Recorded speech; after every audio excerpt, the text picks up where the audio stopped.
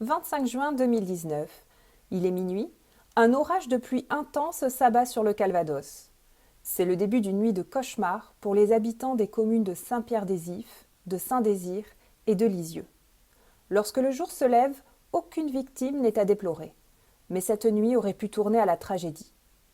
Le Sirieux est une rivière qui prend sa source dans la commune de Saint-Pierre-des-Ifs. Son bassin versant, c'est-à-dire la surface géographique qui va recevoir l'eau de pluie destinée à rejoindre le lit du Sirieux, a une superficie d'environ 22 km². Grâce à cette carte du relief, nous pouvons constater qu'il est localisé en contrebas d'une pente créée par le relief naturel du terrain. Le bassin versant du Sirieux est caractérisé par de fortes pentes, souvent supérieures à 10%. De ce fait, ce bassin est exposé à un risque de crue à montée rapide. Dans un premier temps, cette forte pluie va engendrer un ruissellement. Le ruissellement est un phénomène lors duquel l'eau de pluie ne s'infiltre pas dans le sol, mais glisse à sa surface. Le relief va alors influencer la trajectoire de l'eau de par des rigoles naturelles, mais aussi sa vitesse. L'eau va alors avoir tendance à rejoindre le point le plus bas du bassin versant, c'est-à-dire le lit du Sirieux. L'orage débute à minuit. Les plus fortes intensités sont constatées à partir de minuit 30. Le cumul de pluie, tombé en 1 heure, est de l'ordre de 55 mm, soit 55 litres par mètre carré, cumulés entre minuit et 1 heure du matin. Les premiers dégâts occasionnés par cet orage sont directement liés au phénomène de ruissellement. Les témoignages nous donnent l'horaire d'1h08 du matin. Le second temps de l'inondation va être un débordement du Sirieux et de ses principaux affluents en rive gauche. C'est un phénomène de crue. Un affluent est un petit cours d'eau qui se jette dans un cours d'eau plus important. Ainsi, par le même phénomène de ruissellement, les affluents du Sirieux vont se gorger d'eau et déborder. Ces mêmes eaux vont être acheminées jusqu'au Sirieux. Le Sirieux va donc collecter l'eau liée au ruissellement, mais aussi celle de ses affluents, en plus de son propre niveau hydraulique. Nous allons faire un zoom à Saint-Désir, sur la rue Henri Papin. Elle est localisée à proximité de la confluence entre le ruisseau Bourguignol et le Sirieux. Ici, sur la carte, le Sirieux se situe en bas de l'écran, en bleu. En haut à gauche, il s'agit du Bourguignol, un de ses principaux affluents, qui passe ensuite sous l'avenue du 6 juin et sous la rue Henri Papin pour se jeter dans le Sirieux. Des ingénieurs en hydraulique ont reconstitué la crue du 25 juin 2019. Nous avons l'extrait de cette reconstitution. Nous pouvons tout d'abord observer l'apparition de zones inondées diffuses, de couleur bleue, liées au ruissellement. Peu à peu, le Bourguignol grossit, puis déborde, suivi par le Sirieux qui, à son tour, entre en crue.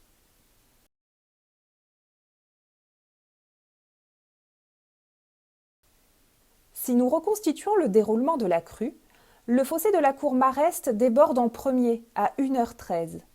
Puis, ce sont les ruisseaux le Bourguignol et le Merderet qui débordent à 1h16 et 1h17. Les équipes locales du Pays d'Auge et de France 3 Normandie ont filmé la rue Papin quelques heures seulement après l'inondation. Nous pouvons observer les dégâts occasionnés lors du passage du Bourguignol en crue avant qu'il rejoigne le Sirieux en contrebas. L'eau du Bourguignol a dévasté la rue Papin.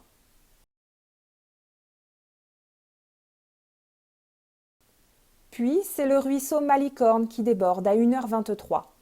L'eau envahit la résidence Malicorne, endommageant de nombreuses habitations et caves. Le Sirieux, quant à lui, déborde à plusieurs endroits de son lit, entre 1h22 et 2h29 du matin. Heureusement, personne n'est sorti aux abords du Sirieux cette nuit-là. Regardez, ici les caméras de vidéosurveillance d'une entreprise nous permettent de jauger la vitesse de la montée des eaux sur le parking. La vidéo a été accélérée. L'eau a envahi ce parking en 30 minutes. Sur le parking de cette même entreprise, nous voyons l'eau monter à hauteur des pneus de cette camionnette. En 25 minutes, la force de l'eau l'entraîne en dehors du champ de la caméra. C'est l'un des 4 véhicules déplacés par l'inondation. Lorsque le jour se lève, les dégâts se révèlent considérables.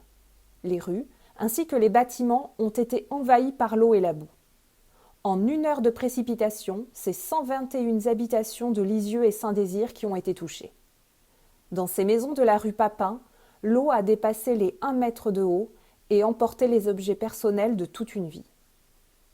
Si nous dressons un bilan des dégâts occasionnés par cette inondation, 4 véhicules ont été emportés. L'école de Saint-Désir a été fermée durant plusieurs jours.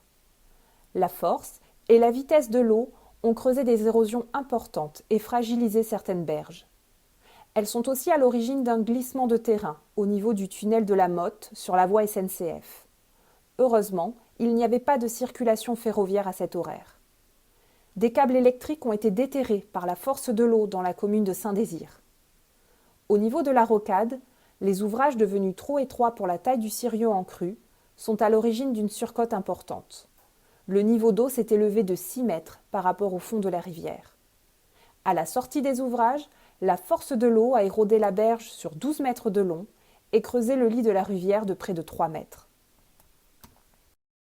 Au-delà des dégâts matériels, ce sont des habitants choqués par la vitesse et la violence de cette inondation qui cherchent des réponses. Le temps de réponse ou de réaction du bassin versant représente le délai entre le moment où il pleut et celui où le niveau maximal d'eau est atteint dans les zones inondées.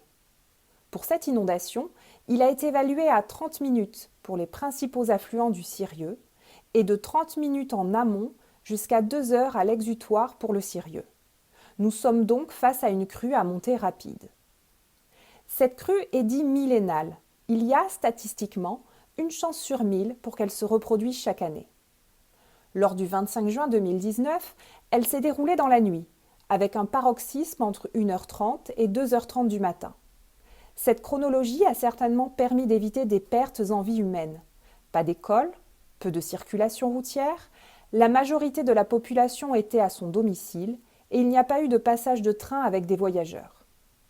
On gardera donc en mémoire que le pire a été évité, mais qu'il reste important d'agir pour que la population de ce bassin versant soit moins vulnérable à l'avenir.